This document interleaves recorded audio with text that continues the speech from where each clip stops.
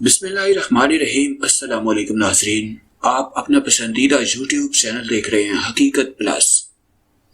اسرائیل کے خلاف اعلان جنگ کر سکتی ہے، پیوٹن نے نیتنیاہو کو وارننگ دے دی۔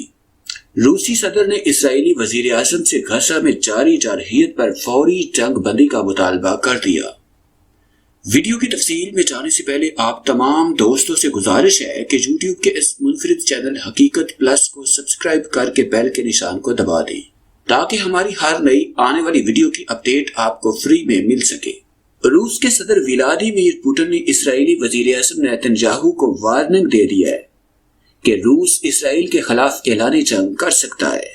برطانوی اخبار کے مطابق روسی صدر ولادیمیر پوٹن نے غزہ میں جاری اسرائیلی جارحیت پر جنگ بندی کا مطالبہ کرتے ہوئے کہا ہے کہ اسرائیل اور فلسطین میں ہونے والے پرتشدد واقعات کو فوری روکا جائے، جن میں بچوں سمیت بڑی تعداد میں پرامن افراد کی جانیں گئی ہیں۔ مسئلے کا حل اقوام متحدہ اور سلامتی کونسل کی قراردادوں کی روشنی میں تلاش کیا جائے۔ دوسری طرف ترک صدر رجب طیب اردگان نے اسرائیل کو دہشت گرد قرار دے دیا۔ انہوں نے کہا کہ اسرائیل کی حمایت کرنے پر جو بائیڈن کے ہاتھ فلسطینیوں کے خون سے رنگے ہوئے ہیں۔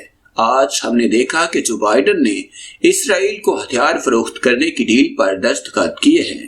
فلسطینیوں پر ظلم و ستم اذیت کے ساتھ ساتھ ان کا خون بہایا جا رہا ہے۔ بائیڈن اپنے خون آلود ہاتھوں سے تاریخ لکھ رہا ہے۔ امریکہ نے اپنے رویے سے ہمیں یہ کہنے پر مجبور کیا کیونکہ فلسطینی سلطنت عثمانیہ کے خاتمے کے بعد امن کے منتظر ہے۔ اب ہم مزید خاموش نہیں رہ سکتے اور ہم فلسطین کی حمایت سے پیچھے نہیں ہٹ سکتے۔ علاوہ ازیں چین نے امریکہ سے اسرائیلی حملوں کو رکوانے کے لیے اپنا کردار ادا کرنے کا مطالبہ کر دیا۔ چین کی وزارت خارجہ کے ترجمان زھاؤ لیجیان نے پریس کانفرنس میں کہا کہ اسرائیل اور فلسطین کے مابین اس وقت 2014 کے بعد سے اب تک کا سب سے بڑا تنازع پیدا ہوا ہے، جس کے حل کے لیے امریکہ کو اپنی ذمہ داریاں نبھانی چاہیے۔ اسرائیل کو تحمل سے کام لیتے ہوئے مسلمانوں کے خلاف تشدد، دھمکیوں اور اشتعال انگیزی کا سلسلہ بند کرنا چاہیے۔ غیر ملکی خبررساں ادارے کے مطابق چینی وزارت خارجہ کے ترجمان نے کہا کہ فلسطین میں متاثرین کو امداد کی اشد ضرورت ہے اور انسانی ہمدردی کے تحت تمام ممالک مل کر فلسطینی عوام کے دکھوں کا مداوع کریں۔